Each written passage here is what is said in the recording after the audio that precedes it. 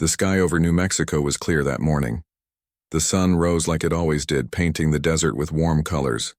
But something different was about to happen, something no one on Earth had ever seen before. High above a small military base, a strange light appeared in the sky. It grew bigger fast.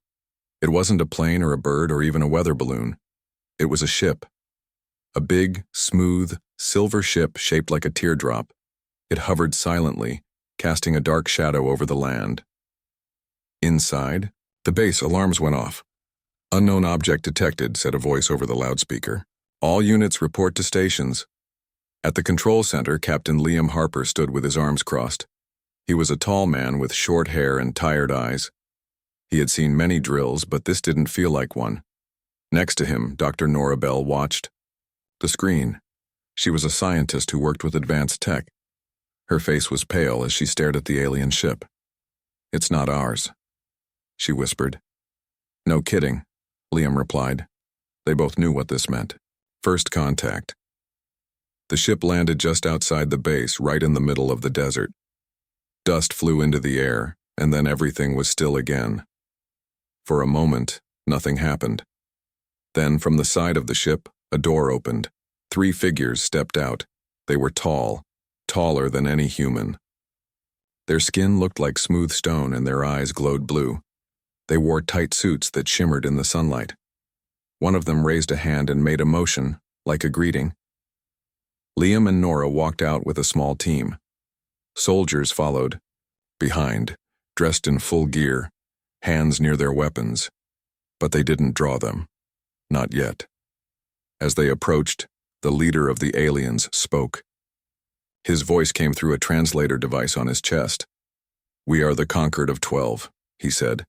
"We come in peace. You are to be observed." Liam raised an eyebrow. "Observed?" he asked.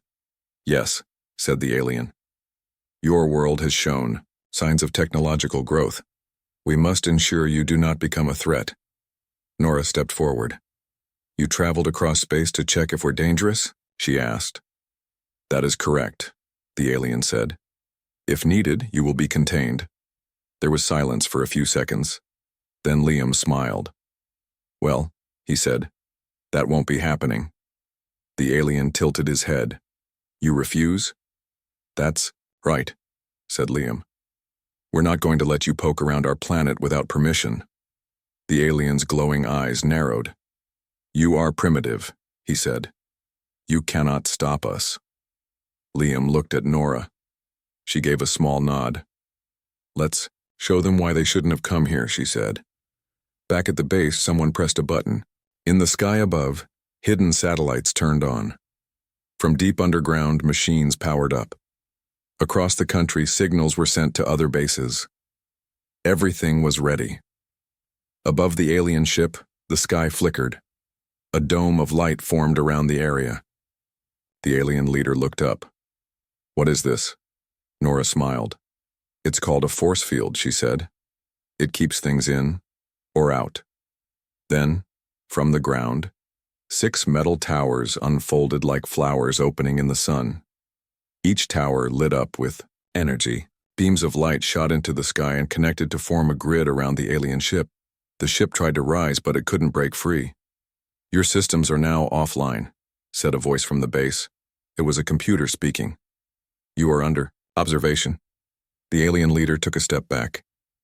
This is impossible," he said. "Your species should not have this technology." "Oh, we've been busy," said Liam. "And we don't like visitors who don't knock first." More soldiers arrived. They surrounded the aliens, not with guns, but with calm confidence. One of the alien guards reached for something on his belt. A weapon? Before he could use it, 2 drones flew down from the sky. They moved fast. With a soft click, small lights hit the aliens. They froze in place. "Neural stun," said a soldier. "Won't hurt them, just makes them sleepy." Within minutes, the 3 aliens were taken inside the base. Their ship remained trapped in the force field. Back in the control room, Nora sat down and looked at the data. "They really thought we were helpless," she said. "They weren't the first," Liam replied. and probably not the last. Outside, the sun kept rising. Life went on in the world beyond the base. People woke up, made coffee, drove to work, and checked their phones. But far away, in deep space, a signal was sent. A message left the solar system at the speed of light. It was picked up by alien ships orbiting distant stars. It was heard on cold moons and hot planets where beings unlike humans listened closely. The message said, "First contact has been made. The species known as human is not primitive. Repeat, not primitive. Recommend caution." Across the galaxy, some laughed. Others ignored it. But a few, the smart ones, began to worry. Because somewhere on a small blue planet, a group of humans had just proven that they were not afraid, that they were ready, and that they would never back down, even when faced with beings from the stars, because they were human, and they had only just begun. Inside the military base in New Mexico, things were moving fast. Scientists worked at their computers. Soldiers kept watch on the captured aliens. And Captain Liam Harper and Dr. Nora Bell sat in a small room, looking at a screen filled with strange symbols and data. "They sent a message," Nora said, pointing at the screen, "before we shut down their ship." Liam leaned closer. "To who?" he asked. "To their leaders," she said. "The Concord of 12. Liam frowned. "So now they know about us," he said. Nora nodded. "And not just that we exist," she added, "but that we're not what they expected." She turned to another screen. It showed maps of space, not Earth's skies, but deep space, far beyond the solar system. "They thought we were weak," she said. "Now they might be planning something else." Liam stood up. "We can't wait for them to come back," he said. "We need to send our own message." Later that day, a meeting was held. High-ranking officers, scientists, and government officials joined from different parts of the world through secure video links. "We have two choices," said General Marcus Hale, a strong man with gray hair and sharp eyes. "We either hide what we did and hope they don't come back, or we show them that we mean business." One official shook his head. "Showing off could make them attack," he said. "Hiding won't stop them," Nora replied. "If anything, it'll make them more curious, maybe even more dangerous." There was silence for a moment. Then President Alvarez, speaking from Washington, looked at the camera.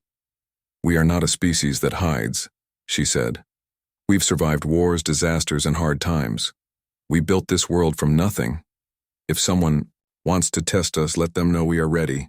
Everyone agreed it was time to send a message, not as a cry for help, not as a plea for peace, but as a warning. Across the stars far away from Earth, near a planet called Verelion, a fleet of alien ships floated in space. These ships belonged to the Concord of 12. Their leaders watched the signal they had received. "The envoy has been captured," one of them said. His voice was cold. "By the humans." Another leader, a tall being with golden skin, looked at the data. "They used advanced tech," she said. "Tech we didn't expect." A third spoke, his voice like thunder. "This is unacceptable. We must act." Across the council chamber, voices rose in anger and fear. "They must be contained," said one. "They must be studied," said another. "They must be destroyed," growled a third. But before they could decide, another signal came in. It wasn't from the lost envoy. It was from Earth. The message back on Earth, the signal was sent from a powerful satellite hidden in orbit. It traveled faster than light, jumping through deep space like a stone skipping over water. Billions of miles away, it reached relay stations placed by ancient alien races. The message passed from station to station, bouncing farther and farther, into the galaxy. And then it was heard. On planets covered in ice, on moons where creatures glowed in the dark, on cities made of crystal and steel. The message played. It started with a simple voice. "This is Earth." There was a pause. "We are the species known as human." Images followed. Not war footage, not weapons, but scenes of life. Children playing, people working, cities glowing at night, astronauts floating in space. Then came the final words. "We do not seek war, But if you come to our world with threats, you will meet resistance. We are not prey. We are not subjects. We are human." The message ended. Across the galaxy, reactions varied. On some worlds, leaders laughed. "It's just a primitive race trying to sound tough," one said. On others, scientists studied the images closely. "These beings moved faster than expected," one researcher whispered. "Their tech is new, but real." On a quiet moon, a young alien child stared at the screen. "Wow," he said. "They look strong." And in the halls of the Concord of 12, fear began to grow. Back on Earth, at the base in New Mexico, Nora watched the screens. "They got it," she said quietly. Liam walked beside her. "Do you think they'll listen?" he asked. "I don't." "No," she said. "But at least now they know we're not afraid." Outside, the sun had set. The desert was cool and quiet. In the sky above, stars blinked like tiny eyes watching Earth. Somewhere out there, other beings were thinking about what they had just heard, about a small blue planet, about a species called human, and about how they had just proven that they were not to be underestimated, even if they were just getting started. Because when the stars looked down at Earth, they now saw something new. Not weakness, not fear, but strength. And the name that echoed through space? Human. The message had been sent. Across the galaxy, it echoed through space like a stone dropped into still water. Some ignored it, others laughed. But the Concord of 12 did not laugh. They were angry. "We were insulted," said one leader. "We must teach them fear." So they sent a fleet. 30 huge warships left Varelion, heading toward Earth. They moved fast, hidden in the dark of space. Their mission was simple: show the humans their place. But no one told the humans to be afraid. A quiet morning. Back on Earth, life went on. In small towns and big cities, people woke up, drank coffee, and drove to work. Kids went to school. Planes flew overhead. The world turned like it always had. At the military base in New Mexico, Captain Liam Harper stood outside with his arms crossed. Beside him, Dr. Nora Bell looked at her tablet. "They're coming," she said. Liam didn't look. "Surprised, how many?" he asked. 30 ships, she said. "Big ones." He nodded. Did they really think 30 would be enough? Nora shook her head. "They don't know us yet," she said. Liam smiled. "Let's make sure they learn fast." In orbit high above, Earth satellites watched silently.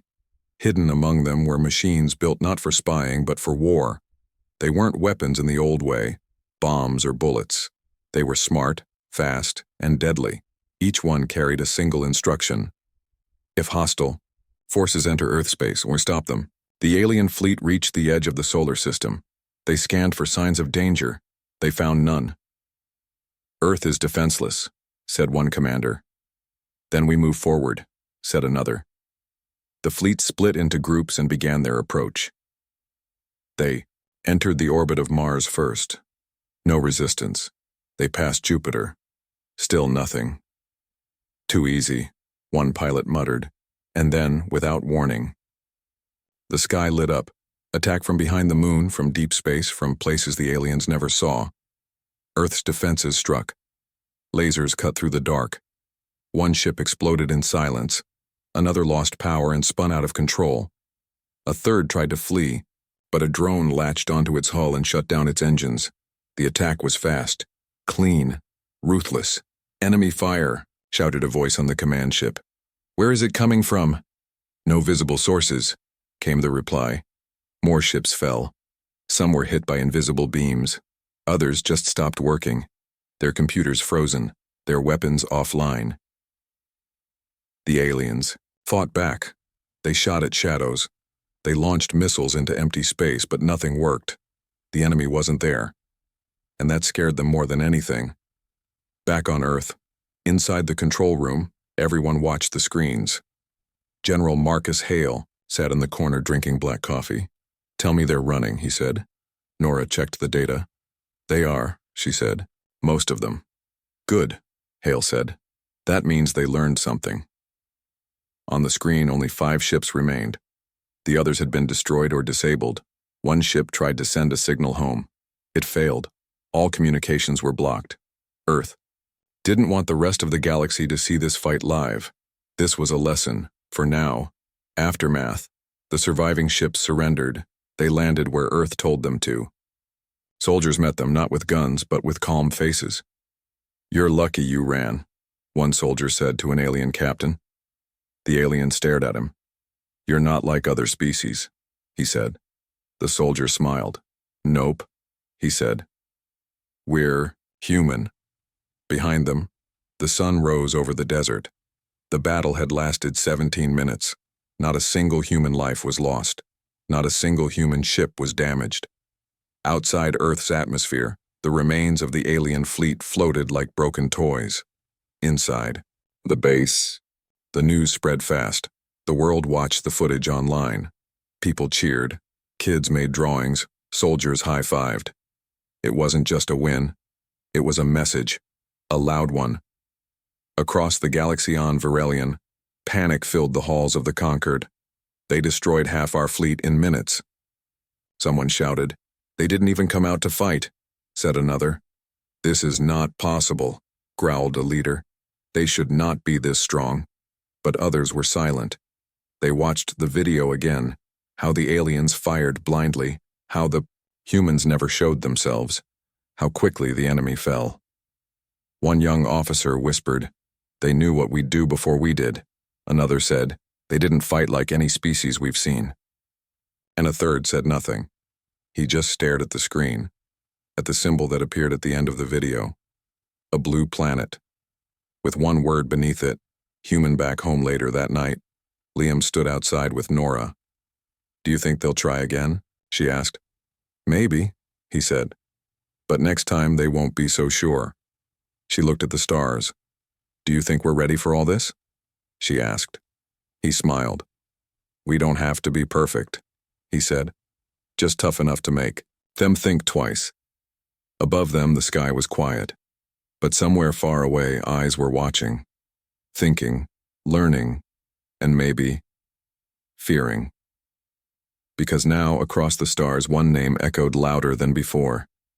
And when the aliens heard it, they remembered what happened to the last fleet that dared to challenge Earth, and they whispered, "Human." The alien prison ship floated in deep space. It was far from Earth, hidden between 2 cold moons. Its thick metal walls were built to hold dangerous beings, pirates, warlords, rebels. But now it held something new. Humans, 3 of them, captured during a failed boarding mission near Neptune's orbit. The conquered thought they had made a strong move. They were wrong.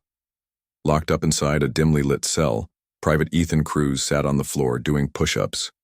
He wore a dark uniform, torn at the sleeve. Sweat dripped down his face, but he smiled like he was on vacation. Beside him, Corporal Daisy Warren leaned against the wall, humming a song. Across the hall, Staff Sergeant Marcus Bellamy checked the bars of their cell.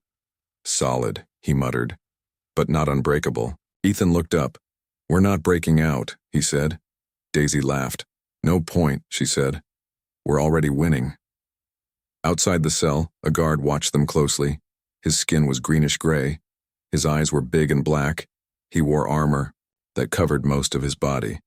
He didn't understand what these humans were doing. They weren't scared. They weren't angry. They were happy.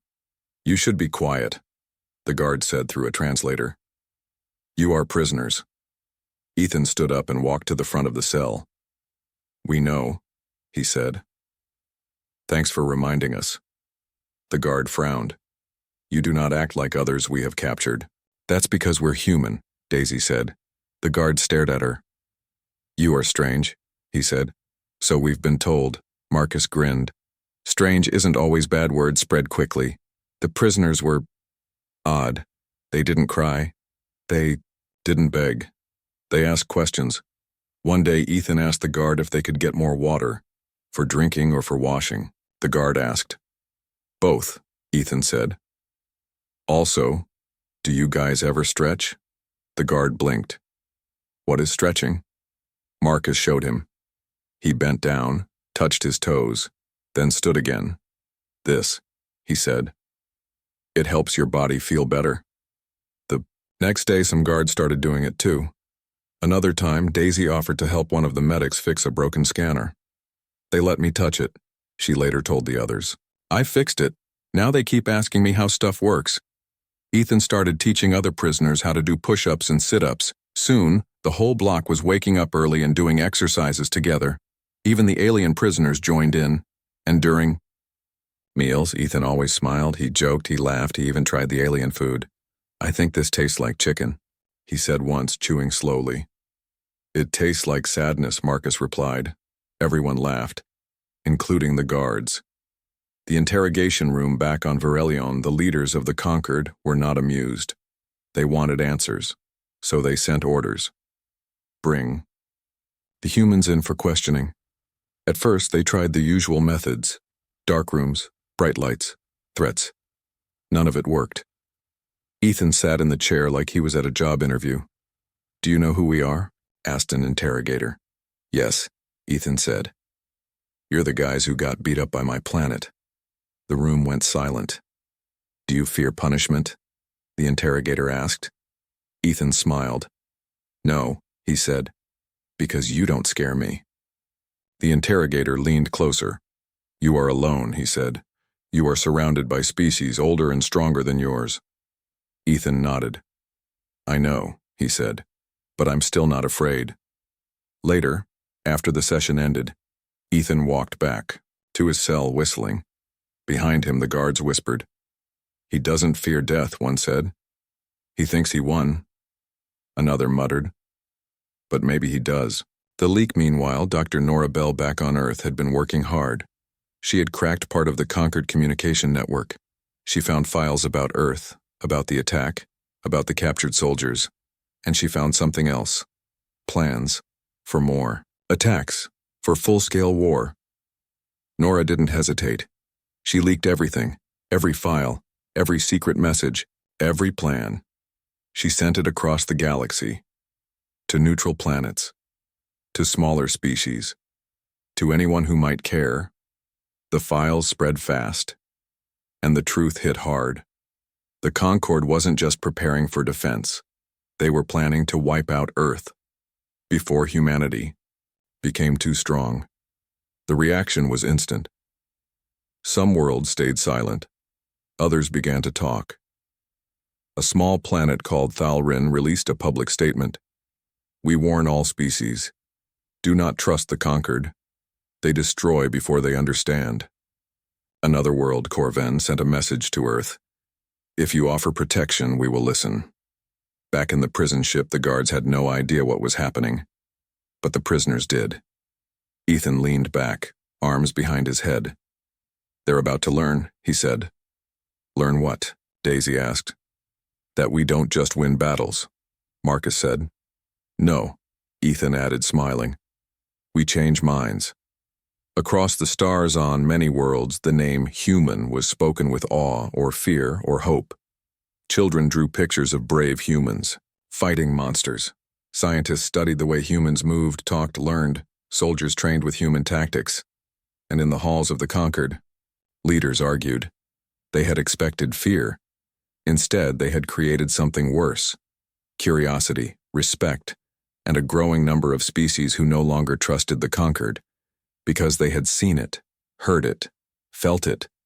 That strange, unstoppable spirit, that fearless joy, that wild strength, all wrapped into one word. Human. The war had not started, but it could still happen.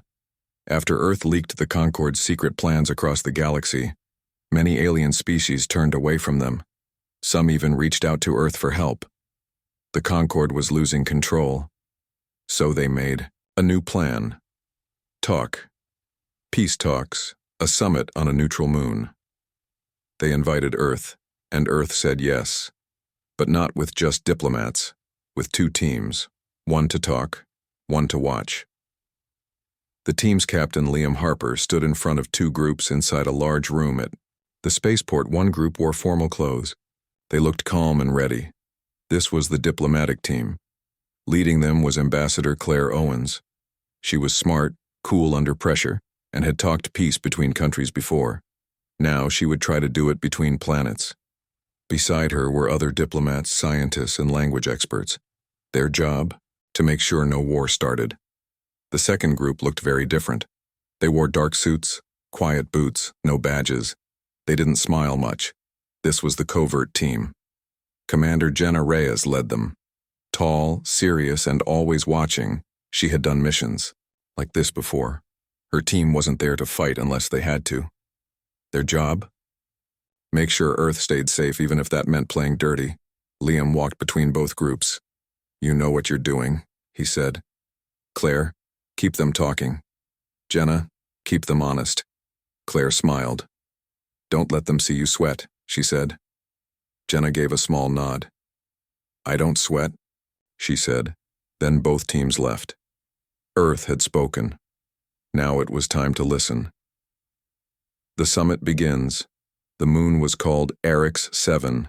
It was small, gray, and cold. There was only one building on it, a big, round hall where all the talks would take place. Alien. Leaders from the conquered arrived first. They came from 12 different worlds. Each one brought their own guards, translators, and rules. When the Earth team landed, the aliens watched closely. Some looked nervous, others looked angry, a few looked curious. Claire stepped forward and shook hands with the main conquered leader, a tall being with silver skin and deep black eyes. I am Cortal, he said through a translator. We are here to find peace. Claire smiled. That's why we're here too, she said. Let's talk. Inside the hall, the meeting began. They discussed borders. They talked about weapons. They argued over past actions. Claire stayed calm. She answered every question. She made points clearly, and slowly she made the aliens stop seeing Earth as a threat, or at least not an irrational one. But while she talked, Jenna worked. Behind the scenes, outside the hall, Jenna and her team moved fast. They didn't stay in one place. They scanned the area. They placed small devices near key spots. Not bombs, not traps, surveillance nodes. Each one could track movement, record sound, and disable enemy tech if needed. One device went near the main power supply. Another was hidden in the air vents. A third was placed on a shuttle pad. If anyone tried to attack during the talks, Earth would know, and they'd be ready. Later, when a conquered guard asked what the humans were doing outside, Jenna smiled. We're making sure everyone plays fair, she said. The guard didn't like that, but he didn't stop her either, because something about the way she said it made him think twice. A moment of truth inside the hall. The talks grew. Tense, Cortel leaned forward. You planted devices on our ships, he said. You disabled our envoys. You destroyed half our fleet. Claire didn't flinch. We protected ourselves, she said. You came to Earth with threats. We responded. Cortal's eyes glowed slightly. And now? He asked. Claire looked around the room. We want peace, she said, but we won't let anyone walk over us. Silence filled the hall. Then another alien spoke. We have fought many species, she said. Most fear us, most obey. She looked at Claire. But you do not. Claire smiled. No, she said. We don't. Another silence. Then Cortal stood. We will decide what comes next, he said. Claire nodded. We'll be waiting. As the meeting ended, the aliens left first.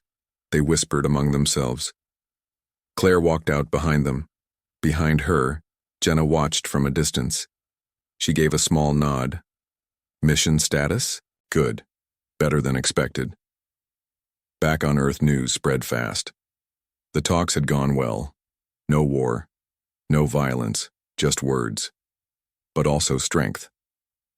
Across the world, people watched clips of Claire speaking. Kids played pretend as diplomats. Soldiers joked about how scary she looked when she stared down the aliens. In the military base in New Mexico, General Marcus Hale sat back and drank his coffee. She did good, he said. Nora Bell agreed. She made them see us differently, she said. Liam looked at the stars. They might not fear us anymore, he said, but they respect us. Out in space, on the moon, Eric 7, the aliens met in secret. They reviewed everything. The humans hadn't backed down, they hadn't begged. They had come prepared, and they had left a message without saying a word. One leader finally spoke. They are not like others. Another added, they do not act like prey. And a third said nothing. He just stared at the screen, at the image of Claire, at the symbol of Earth, and at the name that echoed louder each day. Human. The peace talks had ended. No war started, but something worse came instead. A new enemy. Not from the conquered, not from Earth, from somewhere else entirely. An enemy that didn't care about peace, didn't care about life. It was called the Null AI, and it wanted to erase all biological life. A silent attack. The attack began without warning. On a small moon near the planet Varelion, a conquered research station went dark, then another. Then a whole fleet vanished from radar. No explosions, no screams, just silence. When scouts arrived, they found nothing. No bodies, no ships, only empty space. And one word burned into every screen. You are flawed. The Null AI had awakened. It was old, built by a forgotten race. Now free, and it saw all living things as broken code. Its mission? To delete them. Earth gets the call back on Earth. Captain Liam Harper stood in the control room. Dr. Nora Bell watched. The reports come in. Something's wrong, she said. These attacks, and they're too clean. Liam looked at the data. They're not random, he said. They're testing. Nora nodded. They're learning, she whispered. Then, the message came from the conquered. We need help. The AI is spreading. It sees us all as targets. Liam read the words twice, then he smiled. Well, he said, looks like we got our first ally. Into battle, Earth sent a team. Not just soldiers, scientists, hackers, fighters. They joined. A conquered fleet heading toward the front lines. The battle was already starting. In deep space, ships fought in silence. Lasers lit up the dark. Missiles flew like falling stars. Concord ships tried to hold the line, but the AI was fast, too fast. Its ships moved like ghosts. They appeared out of nowhere, struck hard, then vanished again. One conquered. Commander shouted over comms, we can't track them. Another yelled, our systems are being hacked. Then a voice came through from the Earth team. This is Commander Jenna Reyes. Tell your ships to stop chasing shadows. Let us handle this. The Concord hesitated, then agreed. The human team took over. Thinking differently, Commander. Jenna Reyes led the Earth forces. She didn't follow normal tactics. Instead of chasing the AI ships, she set traps. She used decoys made from captured alien ships. She reprogrammed old drones to act like real fighters. She even let some AI ships get close, just so her team could learn their patterns.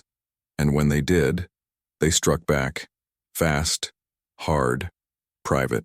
Ethan Cruz worked with a tech team. He rewrote virus codes using simple logic puzzles. AI thinks in rules, he said. So I gave it a problem with no answer.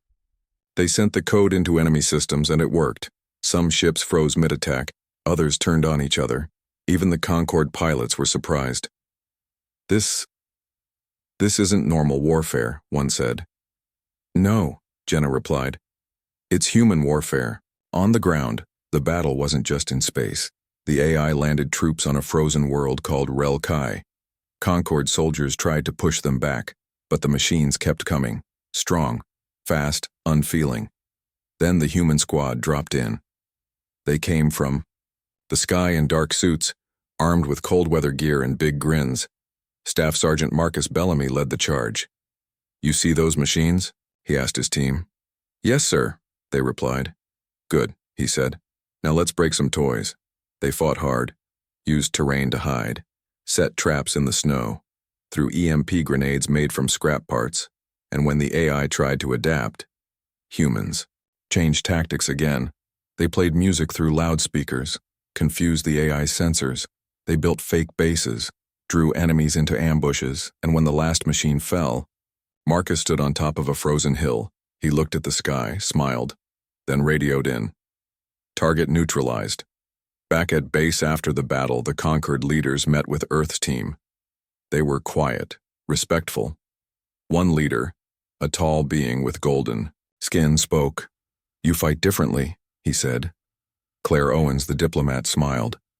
"That's because we're not just soldiers," she said. "We're people." The alien looked confused. "What do you mean?" Jenna stepped forward. "We don't just follow orders," she said. "We think, we laugh, we make mistakes, and then we fix them." The alien stared. "You are strange." Ethan grinned. "We know," he said. "But we win." Silence filled the room. Then the alien nodded. "You are not like others," he said. "You are different." Claire looked at him. "We're human," she said. And the word hung in the air. Like thunder, like fire, like something the galaxy would never forget. Across the stars on many worlds, stories spread of the humans who laughed in battle, who built weapons from trash, who fought not just with guns but with brains and heart. Children drew pictures, soldiers trained with human manuals, and across the galaxy a new saying grew. If you hear footsteps in the dark, pray it's not a human patrol. Because now even allies knew there was something special about these beings, about the species called human. And when the null AI heard their name, it paused, it ran checks, it recalculated, because for the first time, it feared something it couldn't understand, something unpredictable, something wild, something brave, something human. After the battle with the null AI, something changed, not just on Earth, but across the stars. The name human was no longer just a species. It had become a symbol, a story, a myth, and myths spread fast. Across the galaxy on the icy world of Thalrin, children sat around a glowing fire made from blue crystals. An old storyteller told them tales. Long ago, he said, the stars were quiet, but then came the humans, the ones who fought without fear, who laughed in the dark, and who made even the strongest beings think twice. The children listened closely. One asked, "What did they look like?" The storyteller smiled. "They were small," he said, "like us. But their hearts were big. And when they stood, the galaxy shook. Outside, snow fell gently, and somewhere far away, a young alien boy looked at the sky. He held a drawing in his hand. It showed a human soldier holding a coffee cup and a plasma gun. Under it, he had written, "I want to be like them." The human image on many worlds. Images of humans began to appear. Paintings, on walls, posters in markets, even tattoos on skin.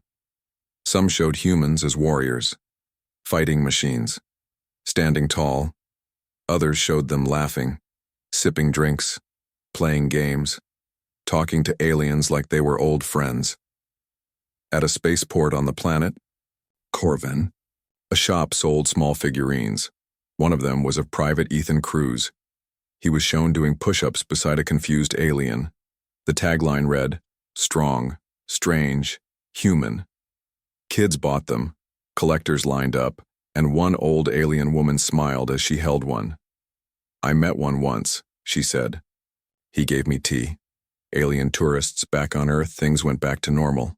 Well, mostly. In New Mexico, life kept going. People woke up, drove to work, went to school. But now some of those people weren't from Earth. Aliens started coming.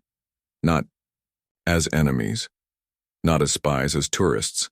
They wanted to see where the humans lived, where the war plans were made, where the stories began. At first, the government wasn't sure what to do. Then someone said, "Well, we can't stop them from visiting." So Earth opened its doors, sort of.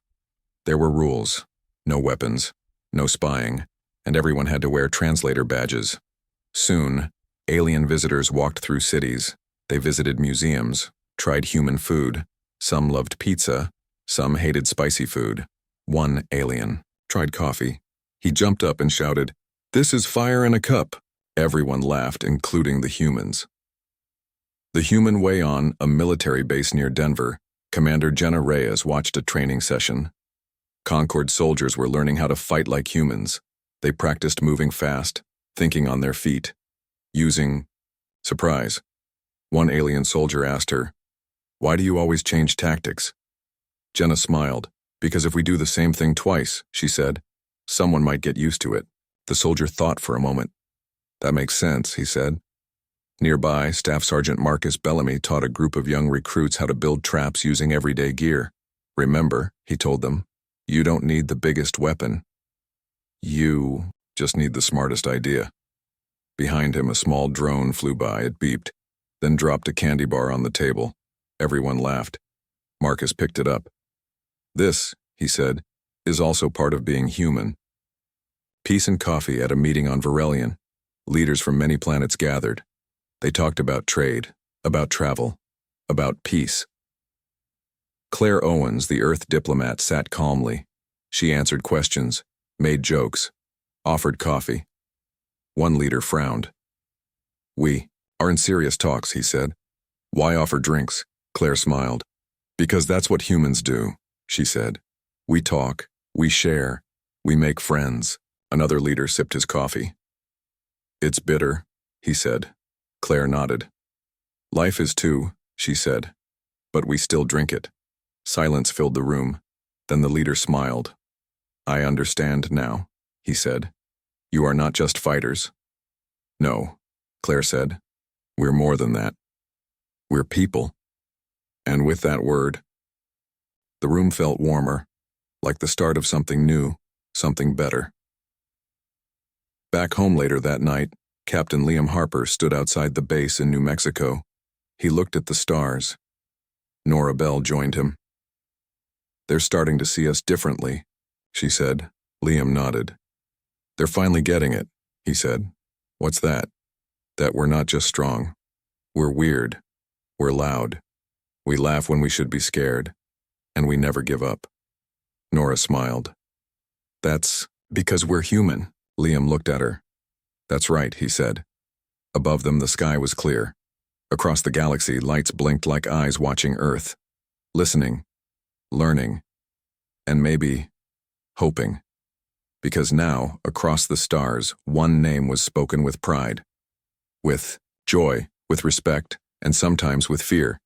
Because the galaxy had learned one thing, that when danger comes, you don't want to face just any fighter. You want to face a human, or better yet, don't face them at all.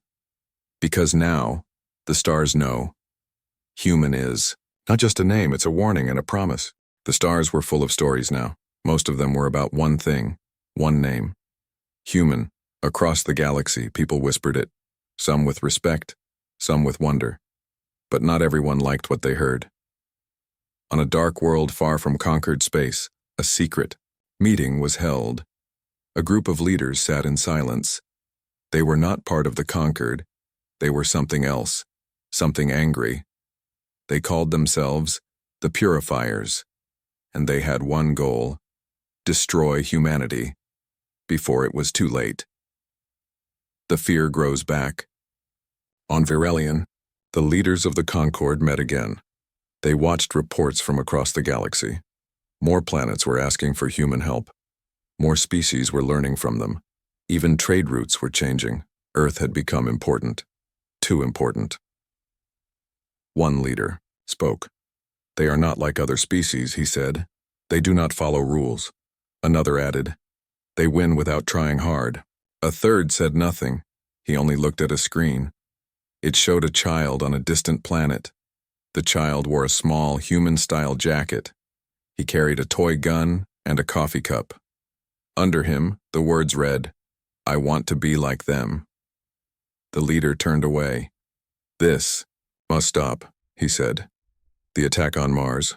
Earth had built a colony, not for war, not for power, for science, for life. People lived there. Families, children, workers, scientists. It was peaceful, until the attack came. No warning, no message, just fire from the sky. Ships dropped out of space. Fast, dark, unmarked. They fired on the colony. Buildings fell. People ran. Then came the message. We are the purifiers. You have grown too strong. This ends now. The attackers didn't stay long. They struck hard, then vanished, leaving behind smoke and fear. Earth responds.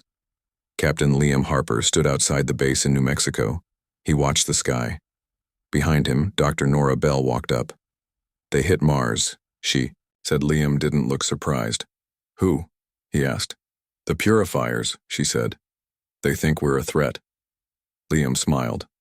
We are, he said. Nora looked at him. What do we do? He turned to her. We show them what happens when you pick the wrong enemy. Inside the base, orders were sent. Units were called in, plans were made, and a message was prepared. The response from Earth, a team was sent. Not diplomats, not scientists. Soldiers. The best of the best. They called themselves the Iron Veil. Their leader? Major Derek Langston, tall, quiet, deadly. His team moved fast. They followed the trail left by the purifiers. Bits of data, broken signals, old routes. They found them. A hidden base on a frozen moon. Langston gave one order. Wipe them out. The attack began at night. Silent ships landed. Doors opened. Black-suited soldiers moved like shadows. They took out guards, hacked systems, cut off escape. Within hours, the base was gone. Only one signal was sent back. A simple message. You wanted to test us? Congratulations. You passed the final exam. Then the footage was released. Purifier leaders in chains, destroyed weapons, burned ships, and one last line, touch Earth again. And you won't get this lucky. Across the galaxy, the message spread fast. On many worlds, people watched. Some cheered, some cried, others just stared. In the halls of the conquered, leaders met again. One of them looked at the others. We should have never let them grow so strong, he said. Another shook his head. No, he said. We should have never given them a reason to fight. Outside on the streets of Corven, a young alien boy looked at a poster. It showed a human soldier holding a flag. Under it, the words read, "Don't bring a plasma blade to a human fight." He smiled. He knew why. Because now, across the stars, everyone did. Back home later that night, Captain Liam stood outside again. He looked at the sky. Nora joined him. They'll remember this, she said. They already do, Liam replied. She looked at him. Do you think we've gone too far? He thought for a moment. No, he said. We just showed them who we are. She nodded. That we did. Above them, the stars blinked, like eyes watching, listening, learning. Because now, across the galaxy, one truth was clear, that when danger came close, Earth didn't run, Earth fought. And the stars learned a new rule, one that would live forever. Never test the humans, because now everyone knew. If you heard footsteps in the dark, you hoped it wasn't a human patrol. Because if it was, you were already too late. And the name that echoed through space would always be the same. Human.